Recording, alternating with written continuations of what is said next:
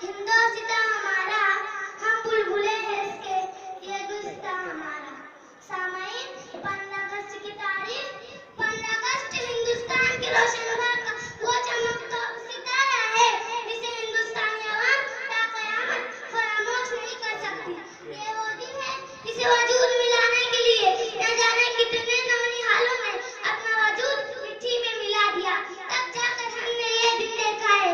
आज 15 अगस्त के इस मुसर्रत मौके पर हम उन तमाम महापान वतन को खिराते अकीदत पेश करते हैं, जिनका बहता हुआ लहू हम नहीं भुला सकते, जिनके कटे हुए बदन हम फरामोश नहीं कर सकते।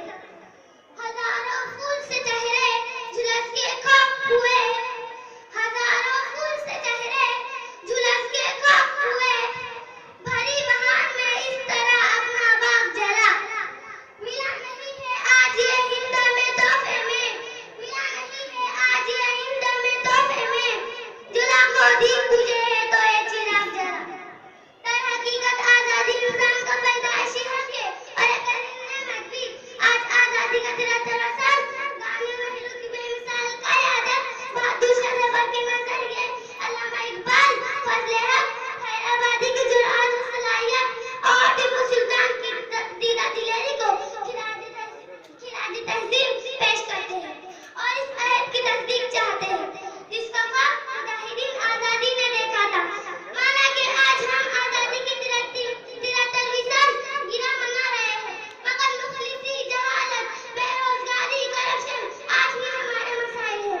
आज हमारे मुल्क की सूरत हाल आज़ादी से कबिल जैसी हो रही है।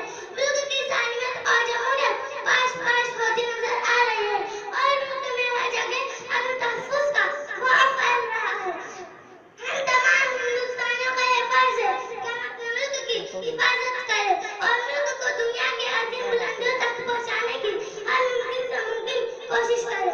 अगर हमने ऐसा न किया हम उस हिंदुस्तान में होंगे जिसकी तस्वीर कशी करते हुए शाहिद मशरिक़ अल्लामा इकबाल ने कहा था, रुलाता है तेरा नज़ारा ए हिंदुस्तान मुझको, रुलाता है तेरा नज़ारा ए हिंदुस्तान मुझको, कई बिलत खेल से तेरा फसाना सब फसानों में।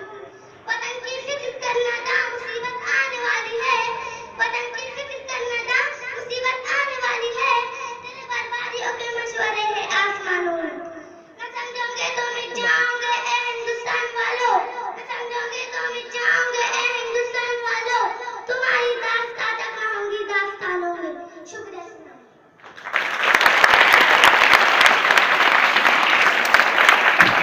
चलो